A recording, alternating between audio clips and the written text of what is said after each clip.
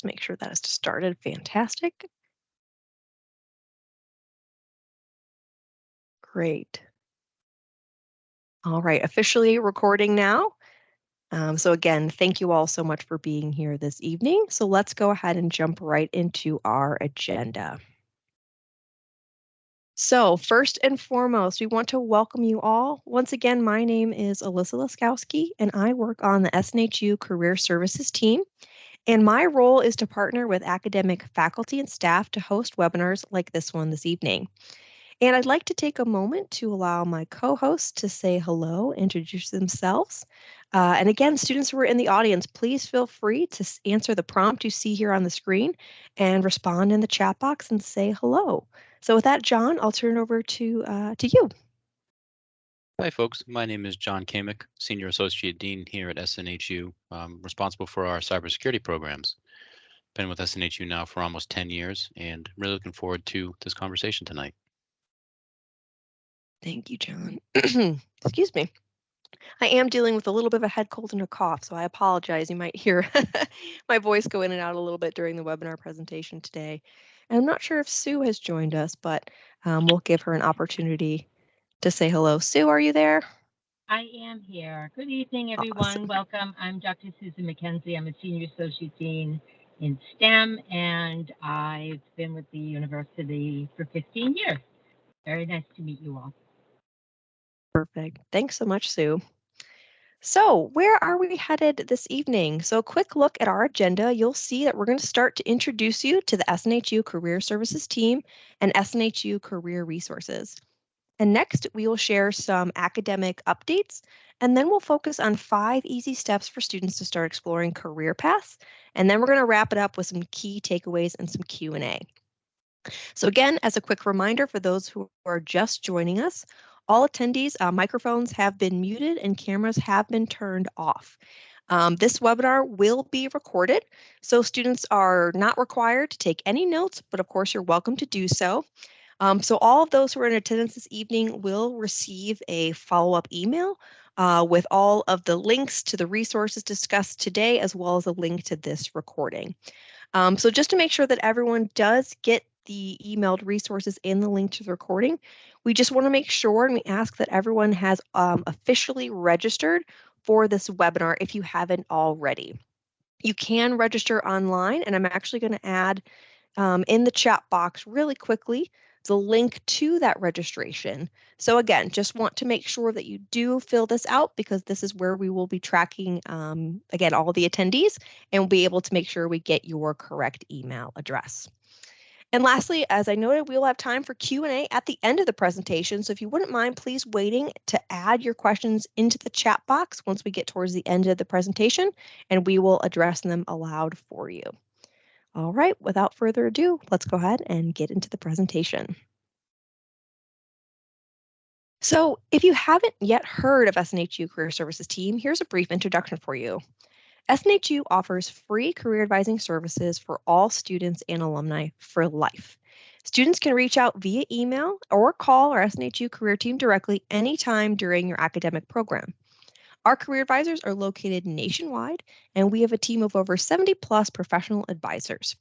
SNHU career advisors can provide individualized support to students geared towards goal setting, professional resume and cover letter assistance, portfolio assistance, interview prep, job search strategies, salary negotiation tactics, and personal social media branding. We also work with you if you are interested in pursuing an internship, and we host a variety of career events that students can attend throughout the entire academic year. So don't wait to reach out. We are here to support you as you navigate your career journey, no matter where you're starting from. As mentioned, our SNHU internship administrators also support students who are pursuing internships.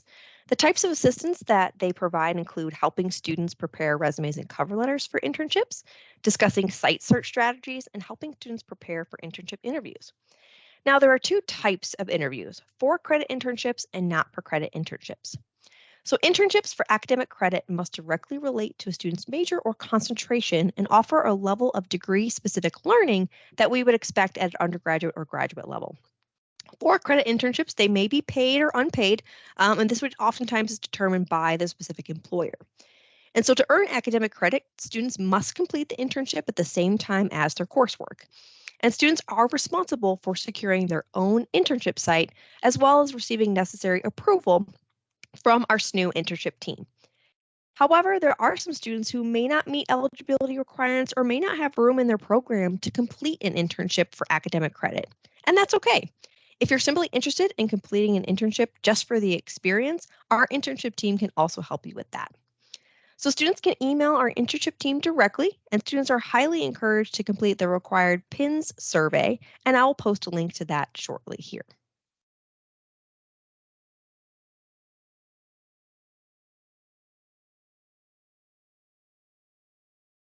Alrighty.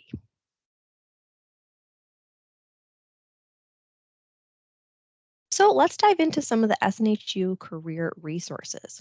Handshake is the #1 resource for SNHU students who are looking for full-time jobs, part-time jobs, or internships, and this also includes remote opportunities or opportunities in your current city or state.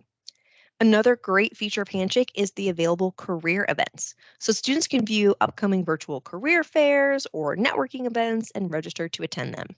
Just last year, for example, SNHU hosted a career event for launching careers in IT and cybersecurity, where we had over 230 students register to attend, and we had 3 top employers attend, Tesla, M3, and Rocket Mortgage, who shared their tips for applying to jobs in cybersecurity, as well as the types of roles their companies hire for.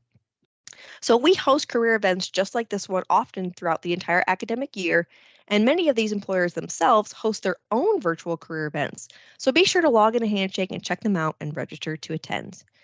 Students are highly encouraged to log in to Handshake simply using your SNHU email address anytime to take advantage of these really great opportunities. Another helpful career resource for students is SNHU Connect. So SNHU Connect helps students connect with community groups across the university, including career services and other career-related communities. So students can use SNHU Connect or SNHU Connect as a way to view job and internship leads, connect and network with fellow students and even alumni, view upcoming career event announcements, and much more. All you have to do is log into SNHU Connect and click on the Support Your Career tab and browse away. Our SNHU YouTube channel is an awesome resource as well. It has over 100 videos, including career webinars on resources like resumes, interviewing best practices, to employer and alumni panels on exploring a wide variety of careers in STEM. Students can view these on-demand webinars and videos anytime, and more videos are posted on a monthly basis. For example, once this webinar is recorded, it will be uploaded to our YouTube channel, so you can refer back to it at any point in time. As an SNHU student, you can access what's called LinkedIn Learning for free by using your SNHU credentials. LinkedIn Learning bridges the gap between the career you want and the skills you need. You can learn online at your own pace with the library of over 5,000 plus creative, business, and technology courses. You can also search specifically for any cybersecurity related courses, trainings, or certifications and just browse away. Courses range from lectures on theory to exploring career-related opportunities to step-by-step breakdowns of how to utilize specific cybersecurity tools and technology. And lastly, when you complete any training sessions or certifications or courses, you can easily share your progress with potential employers on your own LinkedIn profile to demonstrate your commitment to skill building. And now I will turn it over to my colleague John to go over experiential learning courses here at SNHU. Thanks, Alyssa. So at SNHU, we have a variety of elective courses, but for the students that are looking for something a little bit different than our traditional course experience, we offer what we call experiential learning. And this type of course is a little bit different than the ones you expect in that um, the learning that you do is completely driven by the pace that you can learn at. And so these courses are not meant to be a course where you have a traditional project type experience. You may have projects, but what's graded in this type of course are your reflections on what you've learned a log of the activities that you've worked on, and what you really have taken away as the essential valuable learning experience from that particular activity. So some examples of experiential learning that we have here are a course in Amazon Web Services programming, where you get hands-on with the Amazon cloud environment to learn how to do cloud computing in an applied setting. Other popular ones that we have here are what we call our National Cyber League course, where you actually are able to take a 3-credit elective course while participating in the experiential learning opportunity for National Cyber League, which is a national competition where students from schools all across the U.S. compete in a variety of challenges that range from simple to advanced, and it becomes a very valuable learning experience that you can take with you, put on a resume, and to get a little bit more diversity in your learning experience. Next slide, please, Alyssa. I'd also like to announce that just recently, SNHU was awarded the designation of Center of Academic Excellence in Cybersecurity from the National Security Agency.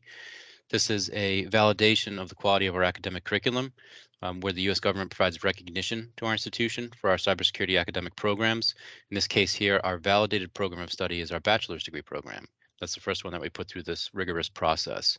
So some key institutional benefits or student benefits to this: increased confidence in our programs of study as a top choice to learn the necessary knowledge and skills to succeed in cybersecurity after you graduate. Membership to the CAE community of cybersecurity professionals, educators, researchers, and advocates to grow the discipline of cybersecurity, as well as unique opportunities for student scholarships and grants through the Department of Defense Cyber Scholarship Program and the Cyber Corps Scholarships for Service programs. These are new programs here at SNHU that we're starting to dig into to learn, how we can actually administer them. But these are just some of the things that are available to us now that we have joined the CAE community. And that's it. Awesome. Thank you, John. All right. Thank you again, John, for that. And now we'll go ahead and we'll review 5 steps to help you prepare for your future career while you're in college. So, to begin the process of exploring career path in cybersecurity, it's important that you do take some time to reflect on who you are and what you enjoy about the field of cybersecurity. So, how do you do that? Well, you want to start by asking yourself a few basic questions and maybe think about jotting down some of your answers. Think about questions like, what do you like to do? Or what do you care about? Or why did you earn this specific degree in the first place? So, doing some of that internal reflection can help you take the next steps to learn more about careers within your areas of interest. Now, there are a lot of tools out there to help you answer these questions, and the best tools are called self assessments. So, completing a career focused self assessment is one of the first and most important steps in planning your career and starting a job search. Career self assessments are designed to help students assess their skill sets and discover who they are on a professional level. So, when you're looking for your first job or maybe considering switching careers, it's much easier when you have some ideas about what it is that you'd like to do. Now, there are a variety of free career tests and free career assessments that are available that address interests, values, and skills. And some of the best ones are My Next Move and Away To here on the screen. To be clear, these tools will not tell you what career or position is the perfect match, but they will help you gain insight about yourself so that you can articulate what is important and really evaluate your options. Once you become more familiar with your passions and your skill sets after completing that self assessment, you can begin exploring occupations that closely align. Researching career exploration sites like ONET or CyberSeek can help you get started. Sponsored by the U.S. Department of Labor, ONET's exhaustive database of occupational information features a really great interactive application for exploring and searching cyber related careers. There are also various career exploration tools for job seekers that are looking to find or even change their careers. Additionally, CyberSeek is a custom career portal that seeks to close the cybersecurity talent gap through interactive tools and data about supply and demand in the cybersecurity job market. One of the major benefits of this site is it outlines specific pathways for job seekers. For example, CyberSeek features a heat map showing which states have the most cybersecurity job openings. So that's pretty cool. Additionally, many companies prefer candidates who also have certifications to validate their knowledge of their best practices. So before you spend your time, your money, or your energy on a certification, it's important that you do your research to find out the ones that will give you, I guess, the most competitive advantage in your specific career goals. So sites like Coursera and CyberVista allow you to explore online cybersecurity courses, trainings, and certifications at little to no cost. So, once you have a clear understanding of your skills and interests and potential career occupations that align closest with those, you can start creating what's called your career roadmap. So, as you begin drafting your roadmap, you can think about your top career choices. What experiences may you need to get there? What would that career path really look like? Start by listing your top skills and interests. Then you can start by researching your top choices of those potential careers. And finally, list out some action steps of how you could reach your desired career goals. And remember, you're likely going to have more than one career roadmap, and each roadmap will likely not be a straight line, and that is totally okay. Nonlinear careers may begin in one direction, then transition to a different path, sometimes more than once. And these shifts typically happen as students make discoveries about themselves, gain new insights into what their preferences are, and things of that nature. So let's review a quick example here.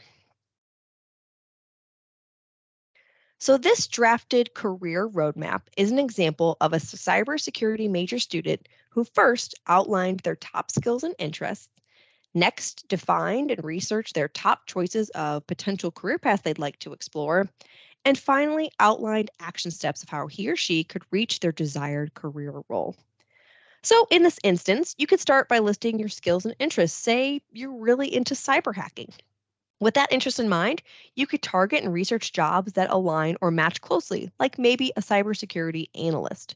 And once you've narrowed down career paths or jobs you think you'd like to explore, you can begin to put specific plans into action, like applying for internships as a cybersecurity analyst, or maybe talking to your advisor about selecting specific electives that'll help you get closer to that goal, or maybe getting specific certifications that those roles often require.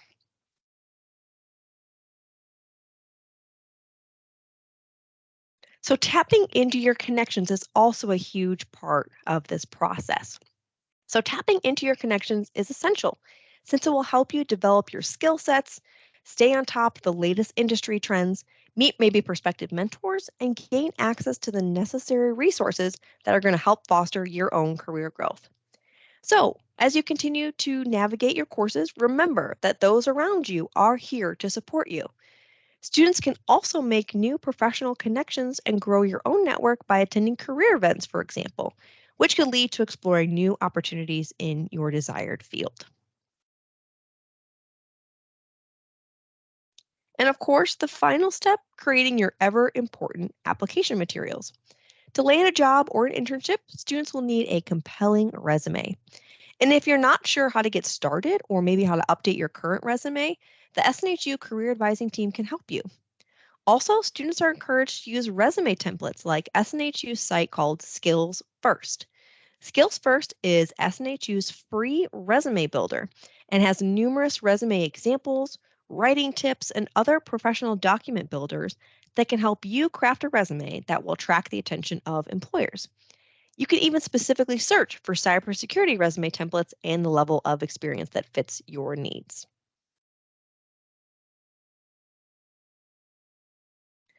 So, whew, we have covered a lot in our presentation today. So let's talk about the big highlights and the action steps that are right for you. Think about where you are right now in your career journey. Are you just starting out? Do you already have several years of experience? Are you shifting careers entirely? And or maybe are you just looking to move up in your current role? No matter where you may be starting from, you can start taking proactive steps now to get you closer to your career goals. So here on the screen are some outlined next steps for you to potentially consider. Again, you do not have to do all of them or any specific order. Maybe just think about picking one or two to get started, like completing a self-assessment. And then you can maybe start to update or craft your own resume. Or maybe you want to start by exploring jobs that are posted on Handshake, and then maybe reach out to our career advising team for help. Again, it's all about starting with action plans that fit your needs here and now. So with that, I want to thank you all so much for listening and being a part of this part one of our webinar series. As a reminder, we definitely encourage students to join us for part two that will be happening on November 8th, where we're actually going to be diving deeper into cybersecurity career job searching tools, how to enter the cybersecurity field, and we'll also go over resume tips and networking strategies and even interviewing prep. So if you wouldn't mind, just please actually take a moment to fill out the survey that you see here using this QR code. And again, this webinar has been recorded, so all the attendees will receive a follow-up email with links and the resources to the recording, as well as links to the resources we talked about today. So again, just make sure that you do officially register. That link is provided in the chat box. But at this time, we'd love to really open it up. It's time for Q&A. So feel free to type any of your questions here in the chat box, and John and myself will read them aloud and answer them as best as we can. And hopefully we didn't miss too many that might have popped up. So if you feel like you need to add your question back into the chat, we would that would be greatly appreciated. We just want to make sure we don't miss anything. How do you access LinkedIn Learning, Michelle? Yep, so we just included, I believe my colleague Angela, who is a career advisor, she included that link directly in the chat box, but I can make sure, but you simply just need to log in with your SNHU email address to access LinkedIn Learning. And we have a question from Jonathan about experiential learning. Can experiential learning be done in concurrence with a full-time course load? So John, I'll kick that over to you.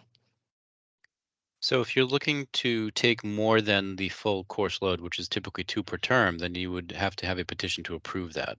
If you were looking to just take experiential learning as part of your normal courses, then you could do that. It's essentially an elective course.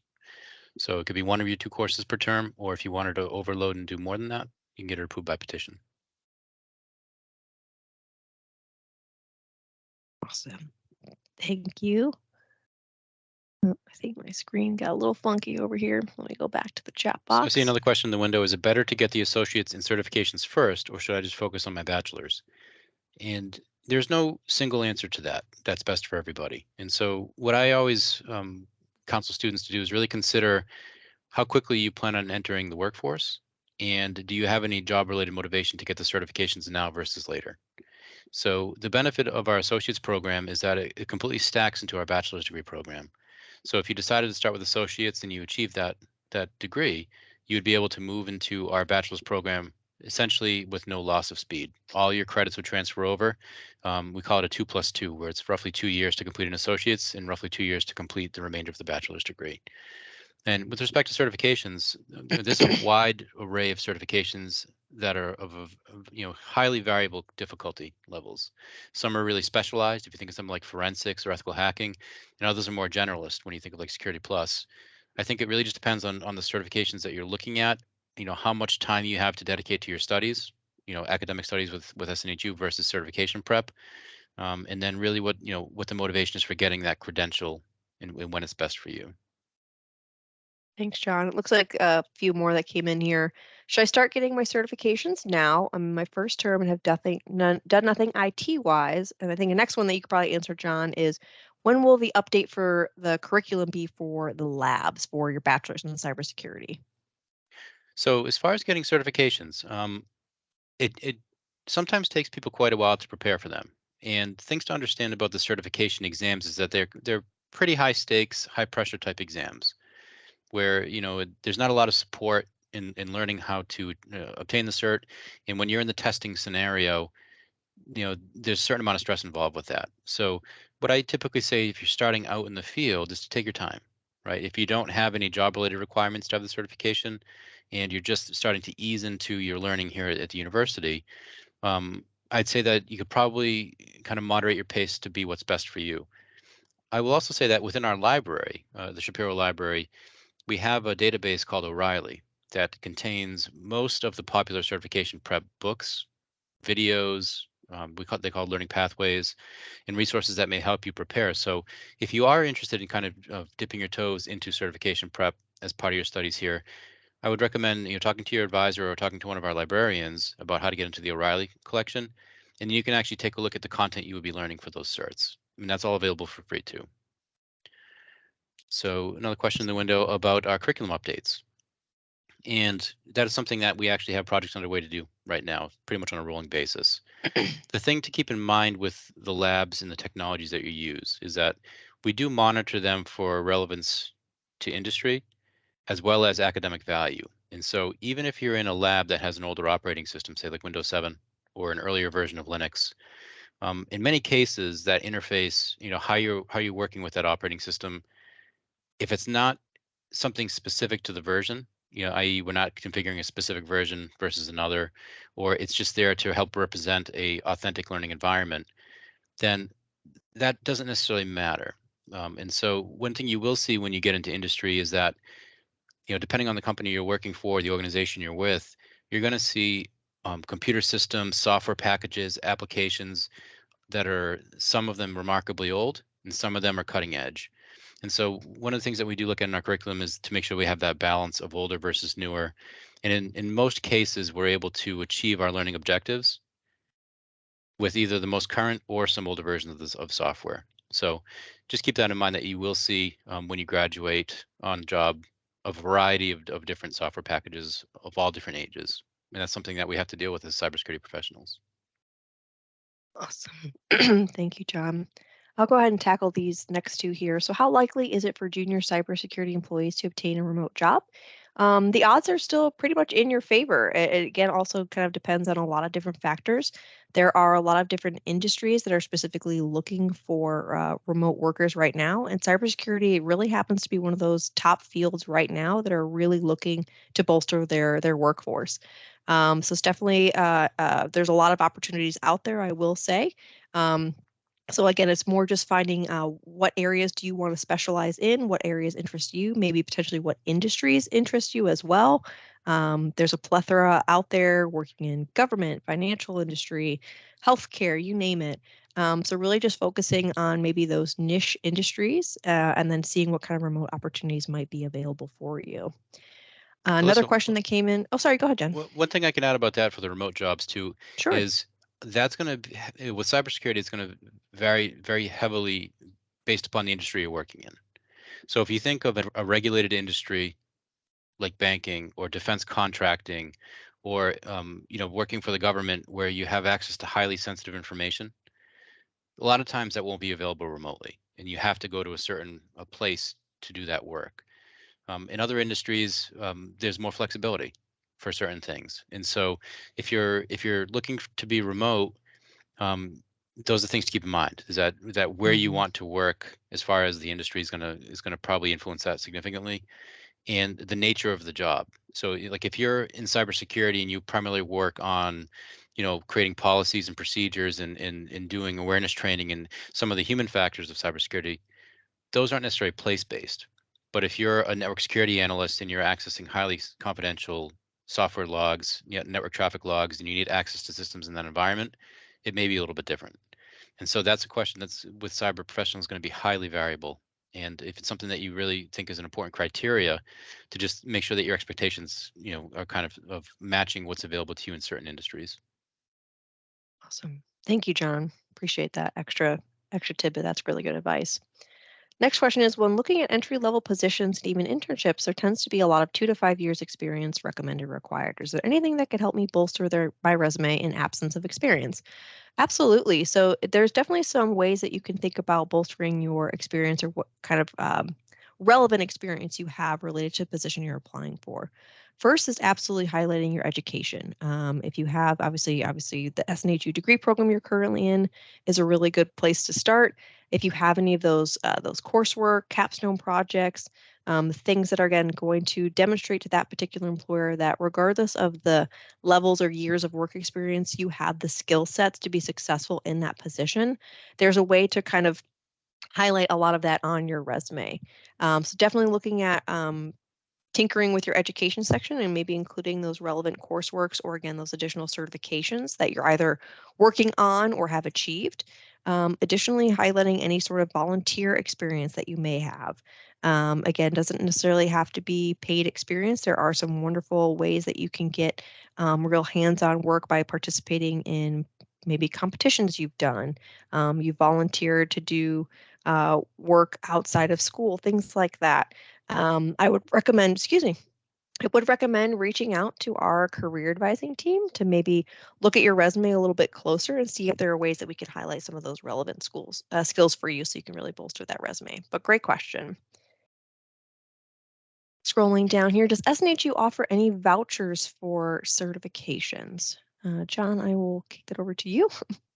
We do not currently offer vouchers for certifications. And I'm working on my master's in cybersecurity. Do I need certificates as well? That is also another highly individual question. And so if you look at it in one sense, the more qualifications and credentials you can develop in the cybersecurity discipline, the better off you're going to be in a competitive job market, right? That being said, if you don't have any interest in, say, ethical hacking or computer forensics, then I wouldn't put the time and effort into getting certifications for them just because they seem popular, right? It's going to be one of those areas where if you have a niche or a specialty that really appeals to you, and you want to go deeper into that than what you're getting in your degree program, which is designed to cover a wide variety of aspects of the discipline, then that's where certifications may make sense. In many cases, we use some of the materials in our courses for certification prep, but we don't go through the entire experience because achieving a certification is one of those things that can take somebody a few months and other people a few years for the same certification. And it's all based on their individual background and how much time they can put into study. So the answer to that is it depends, but make sure that if you do pursue one, it's in an area that you're interested in. Thanks, John. I think this might be another question for you. So during my first few classes, we used Xi Labs, and labs were not what I've come to expect from SNHU since. Since then, the test out labs for A+ and N+ courses have been awesome. So will there be more like that? Yes, most of the courses in the cybersecurity major are lab based. And so we have lab partners that are working on bringing lab experiences that are reflective of the competencies of our courses. So you'll have a lot of hands-on lab time as you proceed through the degree. Thanks, John. Another question, I'm enrolled in the Bachelor of Cybersecurity, and is it possible to land an internship? So absolutely, if you are interested in securing an internship, as I mentioned before, that would likely be not for credit or related to academic credit. There are a plethora of resources out there for you to start exploring internship opportunities. We definitely encourage students to log right into Handshake. We have thousands of employers who are targeting talented students like all of you that are constantly listing their internship opportunities. And again, those internships are either remote, hybrid, or located in your specific city or state. So you can take a look at exploring that resource to get started. And of course, if you need support, you can always reach out to our career advising team or even specifically our internship team as well. Moving on, next question. Is there any way to get certifications besides coming out of pocket? Should we wait until we know what job we would have first? I think we've kind of answered this one. Again, it's really about that personal preference for you and navigating what certifications are going to align most closely to your individual career goals.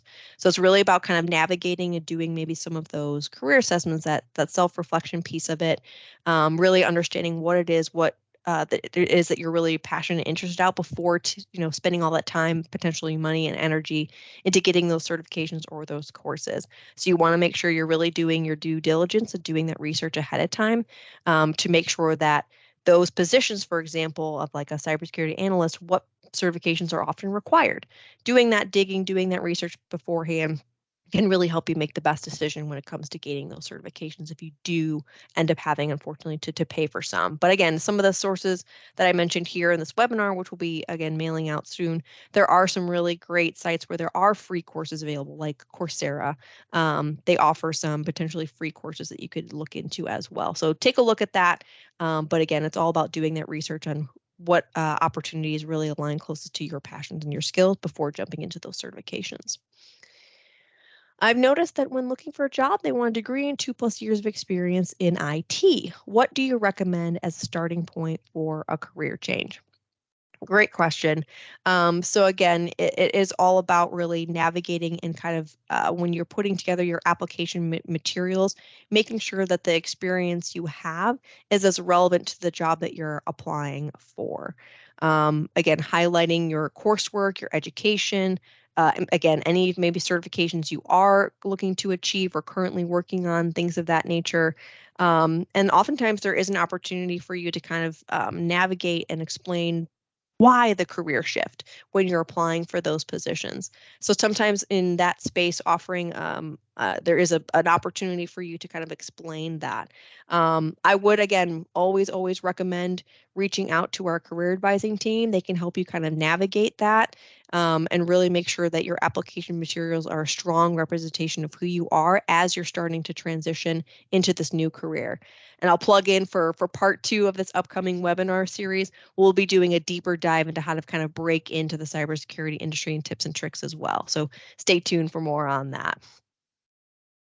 Let's see. Do you recommend doing some home labs as well? And does the library offer any home lab books as well? John, do you know anything about that?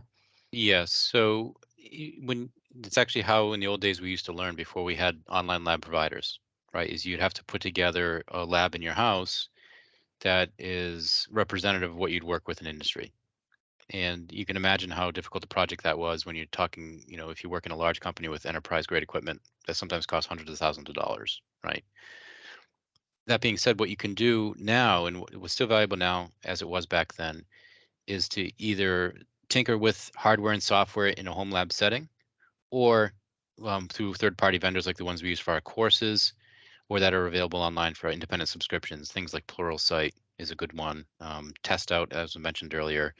Um, these are things that are very valuable. The goal is to get hands-on experience with tools of the trade and the hardware and software that you'll be interacting with as a cybersecurity professional. So there's absolutely no downside to putting the time and effort into creating a home lab and working with it, as long as you have some objectives that for what you want to learn, right? And so I would say that before you spend any money on it, really consider what's out there for open source software that's free and accessible, and then have some idea of what you want to learn. If you want to learn operating system security, that's pretty easy in a lab environment. If you want to set up a complicated network, that gets a little bit harder. And so you need to learn about virtualization and different types of networking devices.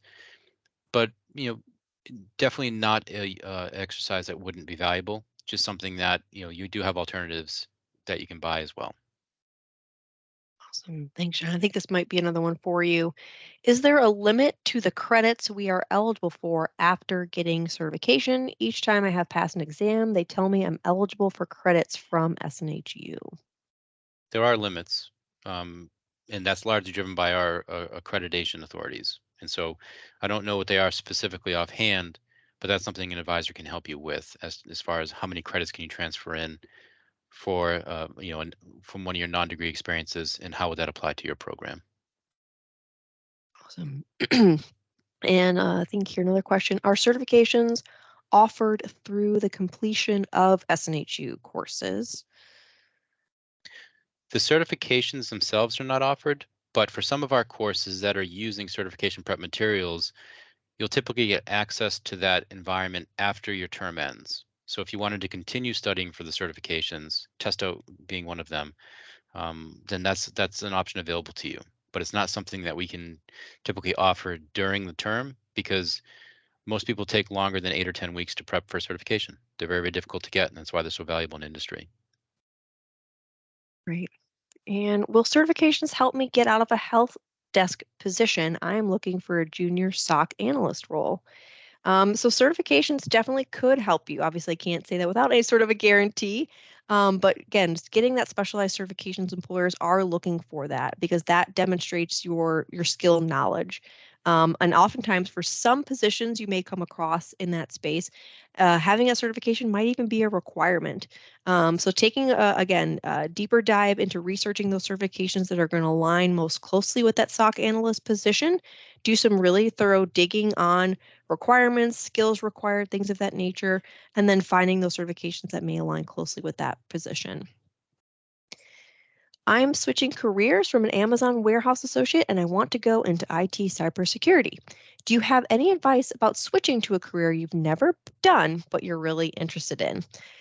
So absolutely, there are a lot of different skills and things that you can do as you're kind of navigating or wanting to break into that cybersecurity field. And so I've talked about a little bit of them today already, but definitely wanting to make sure to join us for part 2 because we are going to do a much deeper dive into that specific topic. But definitely want to make sure that when you are looking for those opportunities, it might be in your best interest to start looking for more of those entry level or junior positions, so that you can kind of think about getting your foot in the door. Definitely consider potentially starting with an internship so you can gain a little bit more of that hands-on experience you may be needing.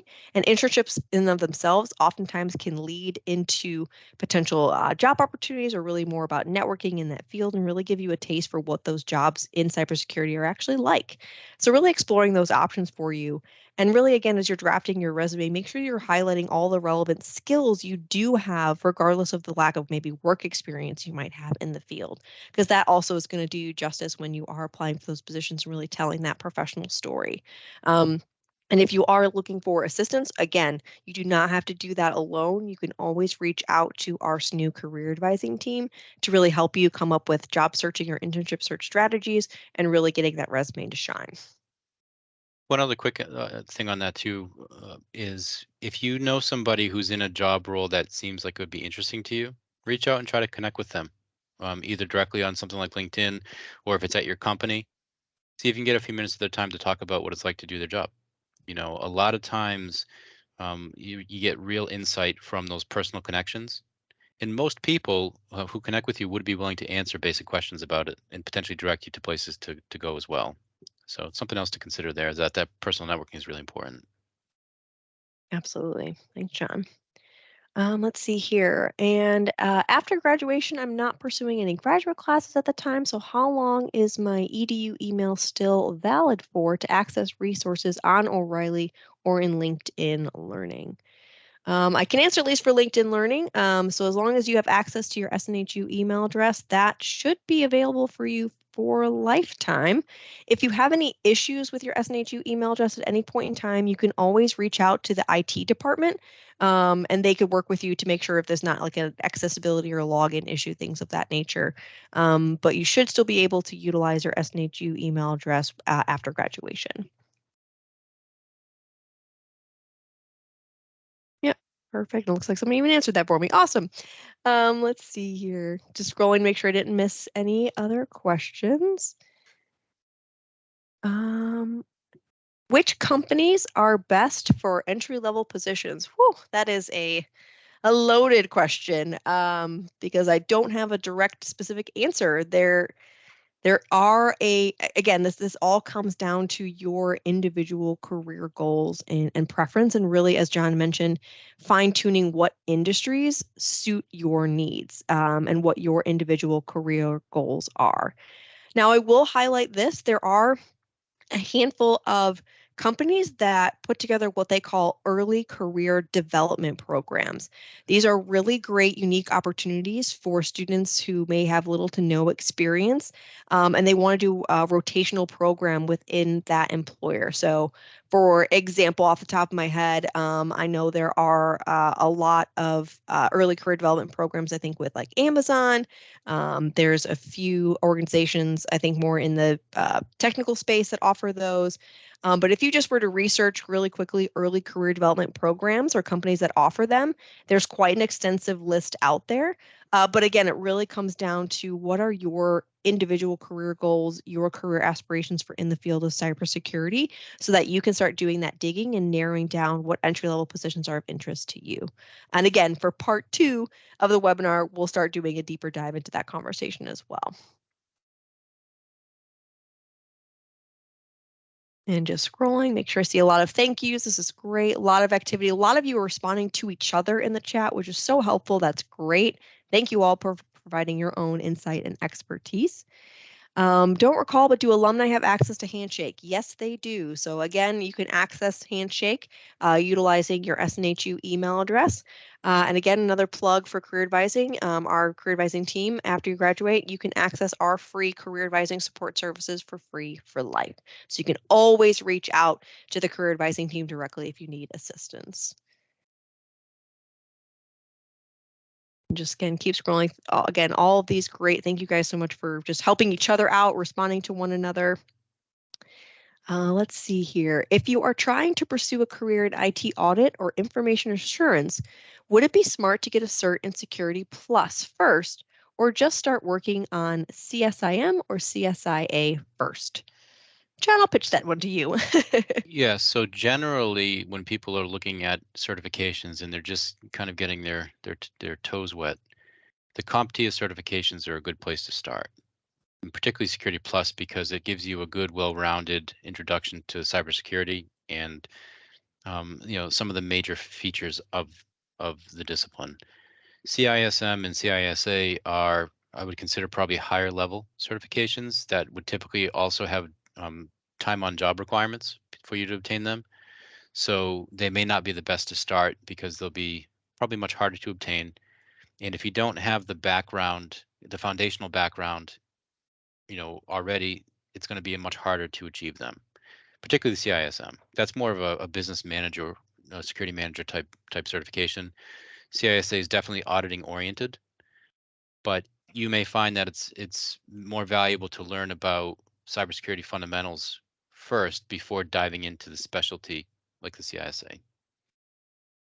Thanks, John.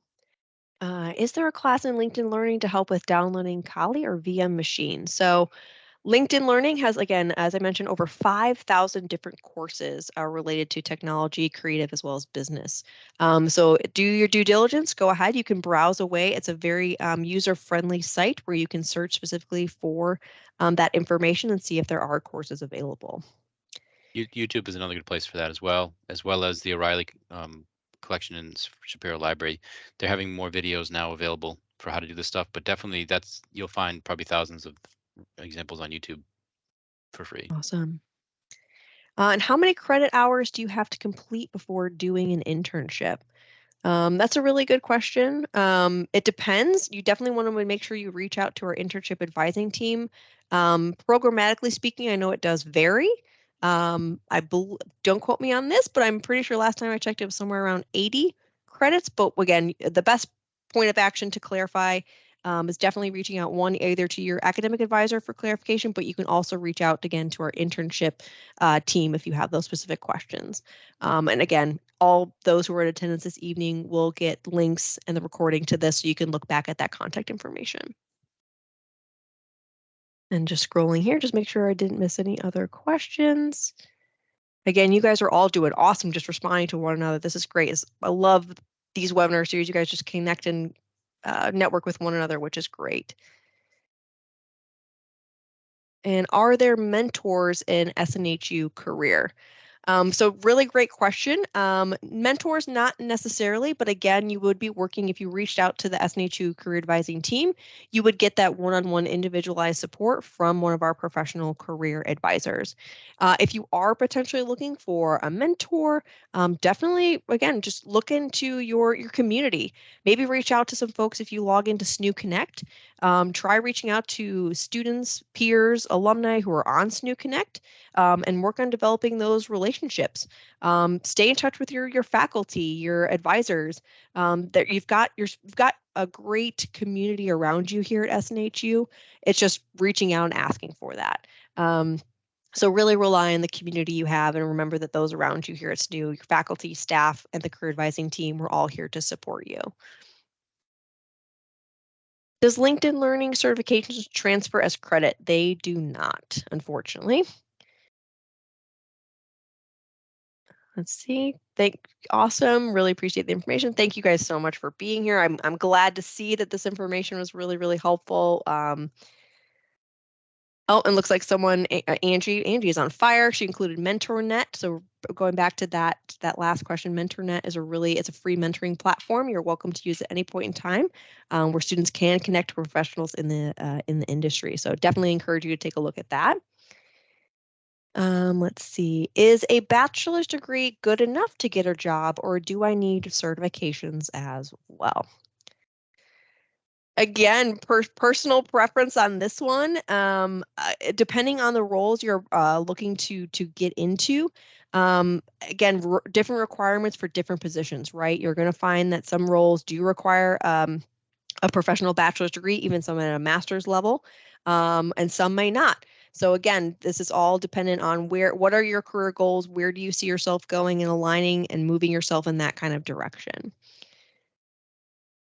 Thank you, thank you, thank you. Perfect. Oh, you guys are great. And I think we've caught up to all the questions. Thank you all so much for engaging with us and being here this evening. We do have a few more minutes. We're usually scheduled to 7:30, but want to be cognizant. I know everyone probably there was a lot to take in. We did cover a lot in this presentation, so I'm hopeful, and I see that everyone says thank you and gained some really great insights. I know there was a lot of information thrown at you this evening, but if you can walk away with anything, know that we have a team here at SNHU to support you as you're navigating your courses, you're navigating your individual career journeys. That's what we're all here to support you and do. So as I had said many times, I'll say it one more time. All of those who are in attendance this evening, if you've officially registered, I'm going to put that registration link once more here in the chat. This is very important. I want to make sure that everyone is going to get the email that will include the recording to this webinar, as well as a link to all the resources that we've shared, not only here in the presentation, but also some of the resources that have been populated in the chat box as well. Please make sure that you do complete the formal registration. It is open until 7:30, so you've got some time just to make sure we do capture your email address, and then we can make sure that this gets sent to you. You'll hopefully be seeing that email within the next 1 to 2 days. It takes a little time for the recording to get started. And again, it will be sent out, but it also will be uploaded to our YouTube channel, so you can take a look at it there as well. So thank you all so much. If there aren't any other questions, we'll go ahead and end the session with some minutes to spare. But once again, thank you all so much for your questions, your engagement. We really, really appreciate you taking the time to be here with all of us this evening. We hope that was helpful. We hope that was informative. We hope that you join us for part 2, again, happening on November 8th. So keep an eye out. We'll be marketing that to you. Keep an eye out on your SNHU email address. We'll be posting it in Brightspace as well in the announcements page, in our In the Know with Career Services videos. Some of you have seen those videos. So we'll be posting that come November with more information of how to sign up, and we'll be spreading it far and wide once we get that date and time locked in officially for part 2. So with that, thank you all so much for being here this evening. I hope you enjoy the rest of your evening. And with that, I'll go ahead and sign off. So thank you, everyone. Hope you have a great rest of the day. Thank you.